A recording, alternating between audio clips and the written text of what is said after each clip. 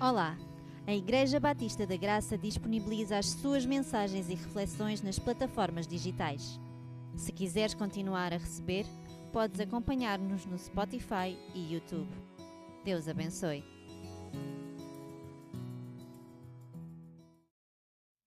E veio a palavra do Senhor segunda vez a Jonas, dizendo: Levanta-te e vai à grande cidade de Nínive e prega contra ela a mensagem que eu te digo.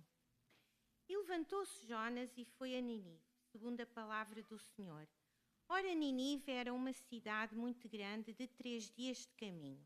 E começou Jonas a entrar pela cidade, caminho de um dia, e pregava, dizendo: Ainda 40 dias e Nínive será subvertida.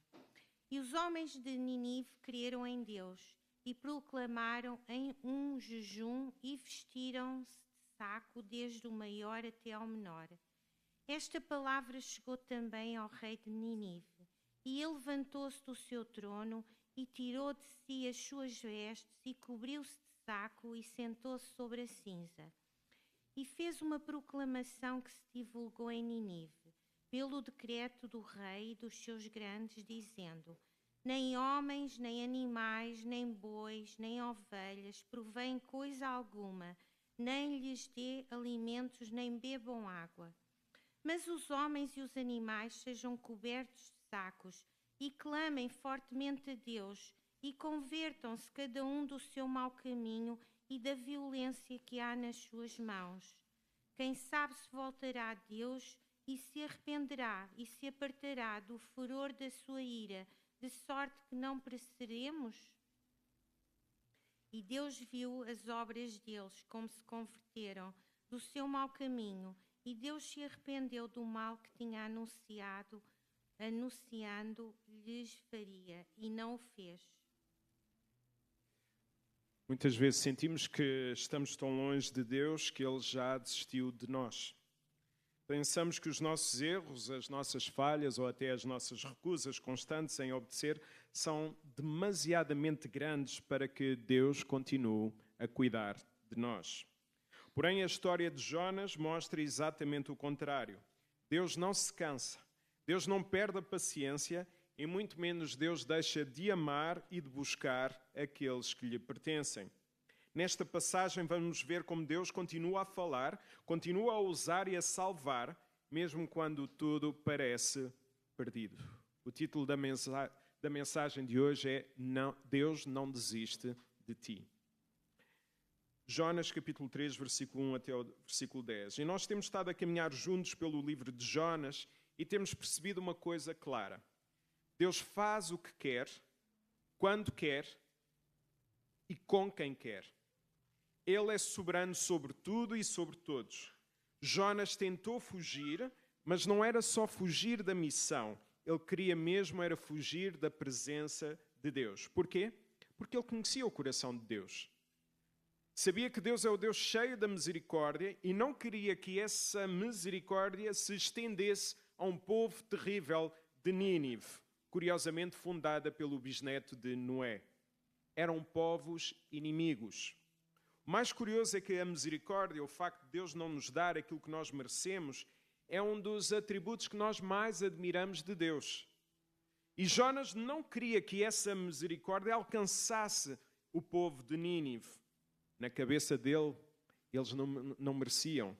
E sejamos assim sinceros, não mereciam mesmo. Só que ao pensar assim, Jonas estava a colocar-se acima deles, no fundo a dizer, eles não merecem, logo eu mereço esta misericórdia de Deus. E isso não é verdade. Quando olhamos de cima para aqueles que não têm Cristo, nós estamos então a ter a mesma postura de Jonas. No entanto, quando Jonas se arrepende e reconhece que a salvação vem do Senhor, Deus ordena ao peixe que o vomite. Mas será que Jonas mudou completamente? Depois de tudo isto, o que é que Deus faz com um profeta teimoso que preferia fugir a obedecer e com um povo violento que nem queria ouvir falar de arrependimento? É aqui que entra então o capítulo 3 que nos irá surpreender, sobretudo quando pensamos que já desperdiçamos todas as oportunidades. E Deus continua. Deus insiste. Deus não desiste. E é essa a grande verdade que nós queremos ver hoje. Deus não desiste de ti. Como? Em primeiro lugar, Deus não desiste de te falar. Vamos ver isso no versículo 1. Veio a palavra do Senhor, segunda vez, a Jonas, dizendo: o nosso Deus é o Deus da oportunidade. Deus é o Deus da oportunidade. Ele não desistiu de Jonas, mesmo quando, perante aquilo que ele fez, todos nós provavelmente pensaríamos: com este já não há hipótese. Quando Jonas faz o que faz, nós pensamos: com este já não haveria hipótese. Então este é o nosso maravilhoso Deus. E é uma bênção saber que Ele não desiste dos seus filhos. Às vezes pensamos o contrário em relação aos outros ou até a nós próprios. Este já não tem hipótese de ser salvo. Depois do que fez, já não tem hipótese. Ou então, com este feitio, não há quem aguente. E rapidamente nós desistimos da pessoa. Rapidamente nós até desistimos de orar por ela. Mas desistir de alguém, no fundo nós estamos a afirmar: talvez Deus não consiga mudar esta pessoa. Talvez já nem Deus tenha todo o poder. Então eu desisto de orar. Agora, saber que Deus não desiste de ti, mesmo nos momentos mais sombrios, deve mudar tudo na nossa vida. Tens sentido que Deus não desiste de ti? Ou achas que Ele já não quer saber nada de ti? Como saber se Deus ainda quer saber de ti? Jonas, ao ter um encontro real com Deus, mudou. Não foi uma mudança drástica de um momento para o outro, mas ela foi uma mudança gradual, passo a passo, pouco a pouco, em cada dia. Ele achava que o povo de Nínive não merecia o cuidado de Deus e foi preciso quase afogar-se na vida para perceber que ele também não merecia a graça de Deus. E é assim que sabemos que Deus não desiste de nós. É assim que nós sabemos que Deus não desiste de nós quando nós começamos a ver verdadeiras mudanças a acontecerem na nossa vida, ainda que pequenas, mas verdadeiras. Essas pequenas mudanças que nós olhamos para o ano passado e percebemos que já há uma mudança na nossa vida, mostra que Deus ainda não desistiu de nós. Não desprezes então as pequenas mudanças, mesmo que te digam: ainda tens um longo caminho para fazer. Sara, tu ainda tens um longo caminho para fazer na tua vida, mas não desprezes as pequenas mudanças, porque Deus não desiste de nós. Podemos ver então isso de uma forma clara no versículo 2. Levanta-te, vai à grande cidade de Nínive e proclama contra, a ideia aqui é em direção a ela, a mensagem que eu te disser.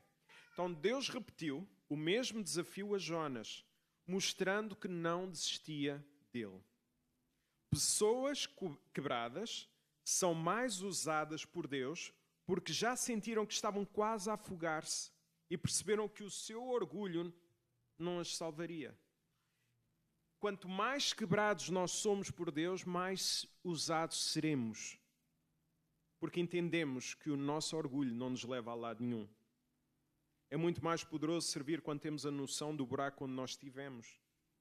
Apesar da resistência inicial, Deus chamou a deixar tudo para trás e ir então até à cidade de Nínive para proclamar uma mensagem dura em direção àquele povo. E era uma mensagem dura porque os habitantes de Nínive cometiam as maiores atrocidades à face da terra. O próprio profeta Naum descreve isso em Naum capítulo 3, versículo 1. Ai da cidade ensanguentada, ela está toda cheia de mentiras e de rapina, não se aparta dela o roubo. Na parte final deste versículo que nós lemos, percebemos que a restauração de Deus implica também a restauração para servir. E não é para servir de uma qualquer maneira, é para levar a mensagem de Deus sem qualquer adulteração. Deus restaura-o para o serviço e diz para ele levar a mensagem sem qualquer adulteração. Caso contrário, nós seremos considerados anátemas, conforme podemos ler em Apocalipse 22, 18 a 19, que condena quem altera a mensagem de Deus. Somos constantemente pressionados a mudar a mensagem, precisamente por ser dura e porque a mensagem desafia as nossas vidas. Sabem como é que hoje fazem de uma forma subtil? A mensagem de hoje era para aquela altura. Hoje os contextos são diferentes. estamos a desvalorizar a palavra de Deus. Nós estamos a dizer que a cultura de hoje é a autoridade sobre a palavra do Senhor. E a palavra já se deixa de interpretar a ela mesma. Então o pregador fiel não prega a mensagem que vai no seu coração. E, meus irmãos, digo-vos isto de uma forma clara. No dia em que eu disser aqui, eu vou deixar a minha mensagem de lado e vou pregar aquilo que vai no meu coração, os irmãos repreendam-me. Eu não estou aqui para pregar aquilo que vai na minha mente, nem no meu coração. Eu estou aqui para pregar a palavra da verdade. Nem estou aqui para pregar aquilo que vocês desejam ouvir. O pregador está cativo ao que Deus disse, porque somente a palavra tem poder para transformar vidas. Por isso nós não devemos procurar uma igreja onde a mensagem seja mais agradável aos nossos ouvidos, mas a igreja que a pregação seja mais fiel à verdade. Nós não estamos preocupados com a distância da nossa casa, nós devemos estar preocupados com a distância que a pregação muitas vezes tem da palavra do Senhor. Jonas não queria proclamar essa mensagem porque sabia que não tinha autorização para mudar nada, nem uma vírgula. Quando Deus o restaurou, então deu-lhe ordens claras. Proclama a palavra, não a tua, mas a minha. Então, nós vimos que Deus não desiste de falar e, em segundo lugar, Deus não desiste de te usar. Vamos ver isso no versículo 3. Jonas levantou-se e foi a Nínive, segundo a palavra do Senhor. Ora, Nínive era uma cidade extremamente importante diante de Deus. Era necessário 3 dias para a percorrer. Algumas traduções dizem que Nínive era uma cidade muito importante para Deus e isso faz sentido, como podemos ver em Jonas capítulo 4, versículo 11, onde Deus revela a sua grande compaixão por aquele povo. Deus queria mostrar que a sua misericórdia não depende da obra das pessoas, mas da sua vontade soberana. E isso fica ainda mais claro porque Nínive não era aquela cidade de pessoas boazinhas. Deus não tinha interesse por eles serem bonzinhos. Ainda assim, Deus amou profundamente aquele povo. E para demonstrar esse amor, Deus escolheu usar a vida de Jonas para transmitir a sua mensagem. Deus pega num desobediente e transforma-o num missionário. Então há esperança até para os desobedientes em Deus. Há esperança, inclusive, até para os nossos filhos que nós achamos às vezes são casos perdidos. Ninguém dava nada por mim, porque eu era um rufia na igreja. Por isso, muitas vezes, eu olho para os rapazes rufias da nossa igreja e penso assim, este aqui vai dar pastor. Há esperança. Porque quando olhavam para mim e diziam, este aqui não vai a lado nenhum. E olhem, não sou grande coisa, mas sou o que sou. Então há esperança para os rufias. A verdade é que Deus deseja usar-nos para levar a sua palavra. Porque se nós não falarmos, diz a Bíblia em Lucas 19:40, até as próprias pedras clamarão.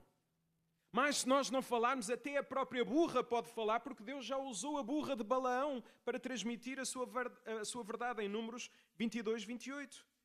Tudo isto para deixar claro de que Deus não precisa de nós.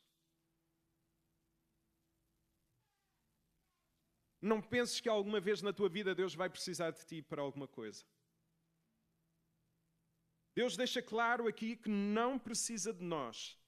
E se Deus é soberano e não depende de ninguém, por que é que Deus então insiste em usar as nossas vidas? Se Ele não precisa de nós.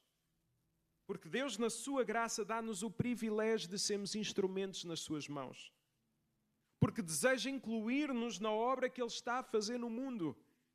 Deus deseja que eu e cada um de vocês seja instrumento nas suas mãos e está a dar-nos um privilégio. Deus não precisa de nós, mas diz aqui, está aqui o privilégio. Queres? Usa-o. E quando não sentimos que é um privilégio sermos usados por Deus, acabamos por sentir o mesmo desconforto que Jonas sentiu. Aliás, não nos iludamos. Não é suposto pensarmos que Deus nos quer no nosso conforto pessoal, como Jonas achou ao ter fugido para Tarsis. Muitas vezes ouvir, seguir e servir a Deus é desconfortável. Mas é nesse desconforto que Deus nos molda, que Deus transforma, que Deus nos usa para a sua glória. Vamos ver melhor no versículo 4 esse desconforto. Jonas começou a percorrer a cidade durante um dia de caminho e pregava dizendo: ainda 40 dias e Nínive será destruída. Quando vemos que Jonas foi até Nínive, percebemos o quão desconfortável isso foi. Estava a ir ao encontro de um povo adversário, inimigos históricos de Israel. Um povo conhecido pela sua crueldade, que matou muitos compatriotas seus. E agora Jonas estava no meio deles. Ele teria de ir pregar contra Nínive, no coração de Nínive. Ser usado por Deus implicava correr riscos de vida. Jonas, ao ir, estava a correr risco de vida. Se o apanhassem, não seria uma morte rápida, mas uma morte lenta, pública e humilhante. Mas Jonas foi. Sabem porque é que Jonas mesmo assim foi? Entendeu que havia uma dor ainda maior do que alguma coisa que os ninivitas lhe pudessem fazer. Sabem qual era a dor? A dor de desobedecer a Deus. A dor de desobedecer a Deus é sempre maior do que qualquer dor que o mundo nos possa provocar. Ele não foi por amor àquele povo. Foi porque já não conseguia suportar as consequências de fugir à vontade de Deus. E nós? Estaremos dispostos a aceitar as consequências de desobedecer a Deus? Será que nós estamos dispostos a aceitar as consequências de desobedecermos a Deus? Muitos querem viver à sua maneira, mas não estão dispostos a pagar o preço. E Deus diz: façam a minha vontade, porque o meu filho já pagou o vosso preço. Então qual é o ponto em que nós dizemos: basta, já chega na minha vida, isto já não pode ser mais acerca de mim, a minha vida tem que ser acerca de Deus? Qual é o ponto? Às vezes ainda tentamos viver segundo aquilo que nos traz mais felicidade. E o problema é que colocamos a nossa felicidade acima da vontade de Deus e mais tarde nós vamos perceber que não existe verdadeira felicidade fora da vontade de Deus. O peso da desobediência vai acabar por chegar. É notório. E quando esse momento chegar, até porque vai chegar, pelo menos, não culpes a Deus pelas tuas próprias escolhas. Às vezes as pessoas desobedecem a Deus, pagam o preço dessa desobediência e depois ainda ficam chateadas com o próprio Deus. Como é que Deus é amor e isto acontece na minha vida? É o peso da desobediência.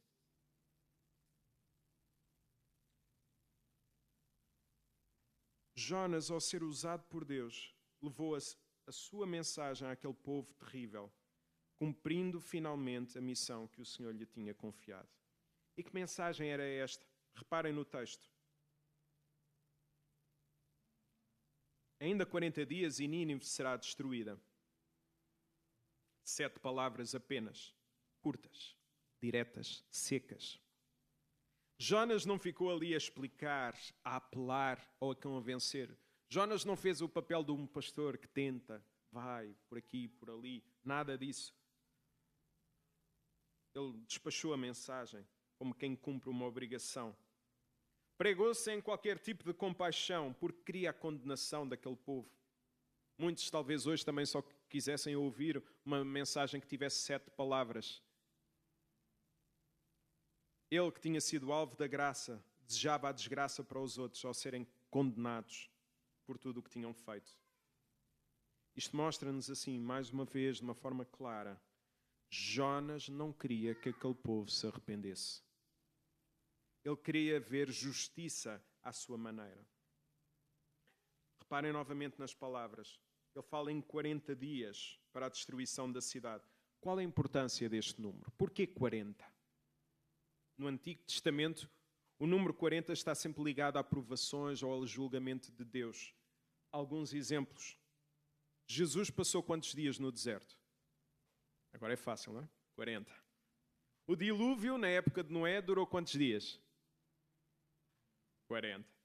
O povo de Israel andou quantos anos no deserto? Elias fugiu durante quantos dias no Monte Horebe? 40. Por isso, ao ouvirem aquela mensagem, os habitantes de Nínive associaram imediatamente às palavras de Jonas a um castigo certo e iminente da parte de Deus. Quando ouviram 40, aquele povo despertou. É julgamento de Deus. Mas será que ainda havia hipótese de salvação? O que fizeram com esta advertência? O terceiro lugar que nós vamos ver hoje é que Deus não desiste de salvar. Versículo 5. Os ninivitas creram em Deus, proclamaram um jejum e vestiram-se de panos de saco, desde o maior até ao menor. O aviso de Deus, como o que o Jonas proclamou, é prova clara do seu amor verdadeiro. Quem suaviza a mensagem revela pouco cuidado com o destino eterno de quem a ouve. Era muito mais fácil para mim estar aqui a pregar coisas muito mais agradáveis ao coração, à mente, mas não teriam qualquer poder para transformar a vossa vida. Era sinal de que eu não vos amava. Quem ama fala a verdade em amor e proclama a mensagem pura e verdadeira. Qual foi o resultado daquela pregação? Aquelas pessoas creram em Deus. Como é que nós sabemos isso? Olhem no versículo, fizeram jejum. Vestiram-se de panos de saco, um tecido áspero e muito desconfortável. Eles não apresentaram desculpas para os seus pecados. Nada.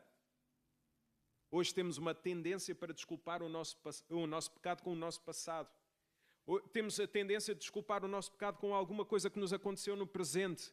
Pecado é pecado e precisamos de confessar ao Senhor. E naquele tempo estes gestos representavam tristeza profunda, humildade e desejo genuíno de mudança. Estas são as verdadeiras marcas de um arrependimento sincero. A mensagem de Deus é poderosa para salvar. Será que nós acreditamos nisso? Ou já foi uma coisa que nos venderam no passado e nós já não acreditamos nisso? Se nós acreditamos, nós vamos proclamar, independentemente dos resultados. Mesmo que Jonas não tenha conseguido percorrer a cidade inteira, a mensagem espalhou-se a uma velocidade tal que todos ouviram e todos se arrependeram. Dúvidas?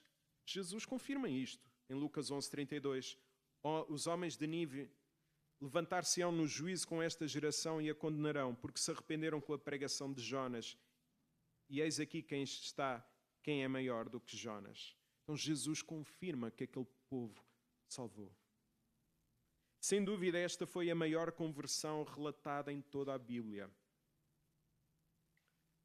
E eu, às vezes, penso assim, então este homem sem motivação, há tanta salvação. Eu, às vezes, estou com tanta motivação e não há salvação nenhuma.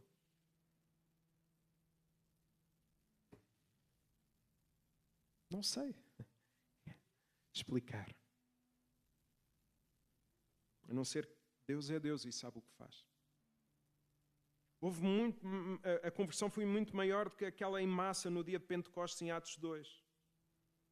Este era um povo que à partida estava condenado pelos seus pecados, mas Deus, rico em misericórdia, mostrou a sua enorme graça. Para quê? Para nos mostrar que Deus salva todo o tipo de pessoas, até aquelas que nós consideramos casos perdidos. Se nós observarmos bem, às vezes parece que são as pessoas mais improváveis que se rendem à graça. Enquanto aqueles que nós dizemos só lhe falta serem crentes, por vezes parece que essas pessoas nunca tomam uma decisão por Jesus. Talvez, quem sabe, por se acharem bons demais para precisarem de um Salvador. E nós às vezes investimos tanto nessas pessoas e não está errado. Só lhe falta ser salvo. Está tão desgraçado como o outro. E esquecemos de que às vezes os casos perdidos Deus transforma também de uma forma milagrosa. Deus não desistiu de salvar aquele povo enquanto Jonas queria e desejava a sua condenação. Será que temos tido a compaixão de Deus? Será que temos amado a compaixão de Deus? Será que amamos que esta compaixão de Deus também atinge outras pessoas? Ou só amamos esta compaixão quando nós sentimos que ela está a vir direto às nossas vidas? Será que queremos também agir com esta compaixão com aqueles que estão à nossa volta? Mesmo quando nos custa? Ou até achamos que essas pessoas não merecem? Deus continua a usar pessoas para alcançar pessoas perdidas, porque Deus não desiste de salvar. Será que vamos então abraçar esta missão? Ou vamos continuar a fugir para a nossa Tarsis? Versículo 6 a 8. Chegou esta notícia ao rei de Nínive. Ele levantou-se do seu trono, tirou as suas vestes reais, cobriu-se de pano de saco e sentou-se sobre a cinza. E fez-se proclamar e divulgar em Nínive por ordem do rei e dos seus nobres. Nem homens, nem animais, nem bois, nem ovelhas provem alguma coisa. Não se lhes dê pasto, nem bebam água. Sejam cobertos de pano de saco tanto os homens como os animais e clamem com força a Deus e cada um se converta do seu mau caminho e da violência que há nas suas mãos. Ao lermos estes versículos, poderíamos pensar que o rei estava a decretar aquelas atitudes para o povo, como se fosse uma obrigação externa e não algo que viesse do coração de cada um. No entanto, se nós olharmos para o versículo 5, vamos perceber que, na verdade, o rei oficializou aquilo que já estava a acontecer no meio do povo. Isto mostra-nos mais uma vez que não houve uma única pessoa que estivesse arrependida e não encontrasse a graça e o perdão de Deus. Todos eles, dos mais terríveis, ao arrependerem-se, encontraram a graça de Deus. O rei tornou público esse arrependimento e aproveitou para fazer chegar a mensagem àqueles que ainda não tinham ouvido.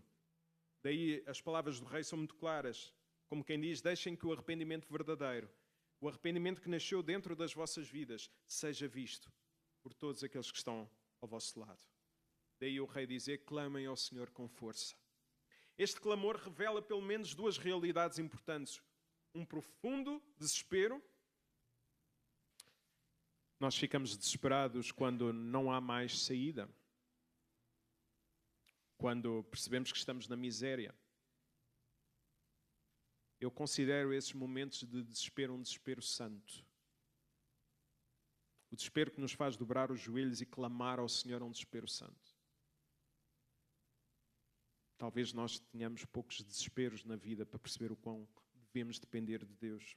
Em segundo lugar, também é sinal da ação do Espírito Santo, porque só clama verdadeiramente por Deus quem já foi tocado por Ele. O ser humano por si só não procura o Senhor. Este clamor mostra assim que Deus já estava a agir no coração daquele povo. Depois o rei acrescenta, convertam-se do seu mau caminho, mudem. Se amam a Deus, se converteram, mudem de vida e deixem a violência. Deixem o pecado, mudem de vida, voltem-se para Deus.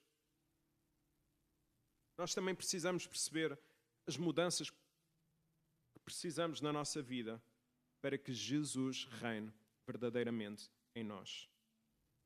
O arrependimento genuíno gera transformação na nossa vida, ainda que seja lenta e gradual.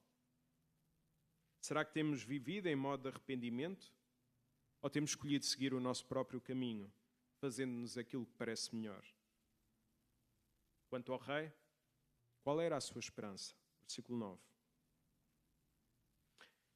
Quem sabe se Deus não voltará atrás, se não se arrependerá e retirará o furor da sua ira, de forma que não pereçamos. Embora tenham ouvido apenas 7 palavras, uma delas carregada com muito simbolismo, eles também conheciam as palavras de Jeremias, capítulo 18, versículo 7 a 8, no momento em que falar contra uma nação e contra um reino para arrancar, para derrubar e para destruir, se a tal nação, porém, contra a qual falar, converter-se da sua maldade, também eu me arrependerei do mal que pensava fazer-lhe. Então o rei reconheceu a sua indignidade, mudou de postura, clamou por misericórdia e encontrou esperança. Como é que Deus reage a estes momentos? Versículo 10. Deus viu o que fizeram, como se converteram do seu mau caminho, e Deus arrependeu-se do mal que lhe tinha feito, que lhes faria, e não o fez. Deus viu como as suas ações, as ações do povo tinham mudado. O texto é claro, Deus viu corações arrependidos. E se houve arrependimento, foi porque Deus mostrou a sua graça, conforme 2 Timóteo 2, 25. O arrependimento é sempre a obra de Deus. Foi esta a mudança de vida que Deus não condenou aquele povo. Deus salvou assim da condenação eterna que Jonas tinha anunciado. Neste versículo nós encontramos aqui uma expressão que pode causar alguma tensão. Deus arrependeu-se. Muitas vezes os jovens fazem essa pergunta: o que é que significa Deus arrependeu-se? O que é que afinal significa que Deus se arrependeu? Se Deus se arrependesse, isso significaria que em algum momento o seu plano não seria perfeito. Então nós só nos arrependemos de coisas que não eram boas para praticar as boas. Na verdade, os planos de Deus, eles são imutáveis. Eles não mudam. Se Deus se arrepende, Deus não pode mudar. Então parece que há aqui um choque, uma tensão. Tiago 1,17 é clara. Toda a boa dádiva e todo o dom perfeito vem do alto, descendo do Pai das luzes, em quem não há mudança nem sombra de variação. Então, como resolver isto? A palavra arrependimento é um antropopatismo. É uma atribuição a Deus de sentimentos humanos. Nós às vezes vemos antropomorfismos, que é características humanas a Deus. Deus tem nariz, Deus tem as mãos, e não tem. Deus é espírito, mas é a forma do leitor descrever na sua ótica humana, e isto na cultura hebraica estava tudo bem. Para nós hoje é que nos levanta confusões. E no Antigo Testamento, então, esta ideia de atribuição de sentimentos a Deus é muito comum. Assim, quando o texto diz que Deus se arrependeu, o autor está a expressar, aos olhos humanos, a mudança do plano de Deus, que na verdade foi a concretização da sua vontade. Vou ilustrar ainda melhor. Se eu disser ao meu filho, Samuel, vai fazer aquilo, Samuel, no fim vais arrumar a minha mochila, caso contrário tu ficas de castigo. E ele vai fazer o que eu pedi. Será que eu mudei os meus planos? Não. Eu já sabia que fazendo isto ele iria fazer. Então Deus nunca mudou os seus planos. Deus sabia aquilo que ia acontecer, porque Deus determinou. Noutra perspectiva ainda, será que Deus mandou a tempestade, enviou Jonas para o estômago do peixe, obrigou a ir até Nínive para ver o que é que ia acontecer? Ou seja, Deus traz a tempestade, manda o grande peixe engolir Jonas, vomita Jonas, ou faz com que o peixe vomite Jonas e depois vai ficar aqui na brincadeira. Vamos ver o que é que vai acontecer. Não. Deus já sabia. Deus já tinha determinado aquilo que iria acontecer. Jó 42:2. Bem, eu sei que tudo podes e que nenhum dos teus propósitos pode ser impedido. Esta é a graça de Deus. Esta é a maravilhosa graça de Deus. Jonas foi teimoso, mas Deus não desistiu dele. E ele também não desiste de ti. Quando as pessoas pensam assim, Jonas teve o seu livre-arbítrio. Não teve. Porque quando ele colidiu com a vontade de Deus, ele arrebentou-se todo. Deus agiu. Nunca o forçou. Mas com amor o atraiu a si. Então Deus não desiste de ti, mesmo quando tu desistes de ti próprio. Nós desistimos de nós mesmos, mas Deus não desiste de nós. Mesmo nas falhas, no afastamento e na dúvida, Ele continua a chamar-te, porque não desiste de ti. Ele quer usar-te. Ele quer usar-te para salvar também outras vidas. Por isso eu acredito que Deus está a fazer algo novo em nós e por meio das nossas vidas. Deus quer transformar a tua história e usar-te para mudarmos a história de outras pessoas por meio da graça de Deus. Nunca vamos desistir de falar de Deus. Nunca vamos desistir de orar até veres essa pessoa, ou até vermos essa pessoa a ser salva. Será que estamos dispostos a ouvir a voz de Deus? Estaremos nós dispostos a deixar o nosso orgulho, a aceitar a sua misericórdia, a ser usado para algo maior do que o nosso conforto pessoal? Deus não desiste de ti. Será que tu vais desistir de Deus e daqueles que estão à tua volta? Que alcança transforma e cuida. Por isso, se nós estivermos perdidos, se nós estivermos perdidos espiritualmente, lembremos-nos da palavra, porque a palavra é lâmpada para os nossos pés e luz para o nosso caminho. Salmo 119, 105.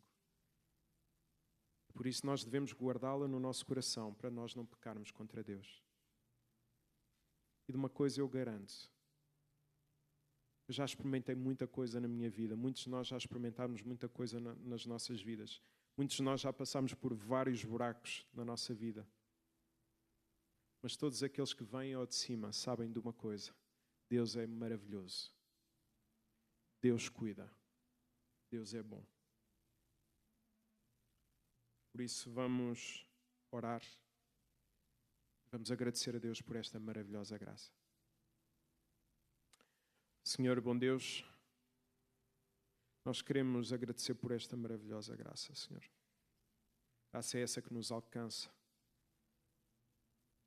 Ajuda-nos a entregarmos tudo a Ti, tudo aquilo que nos faz acreditar que somos mais felizes sem Ti, que nós possamos reconhecer isso, Senhor, e perdoa-nos quando isso acontece. Ajuda-nos a perceber que a desobediência a Ti traz apenas dor. Ajuda-nos também a orarmos por vidas. Orarmos por salvação de vidas. Como também a curarmos das ovelhas que estão feridas e aleijadas. Usa a nossa igreja para sermos um canal de bênção para aqueles que estão à nossa volta. É no nome de Jesus que nós oramos. Amém.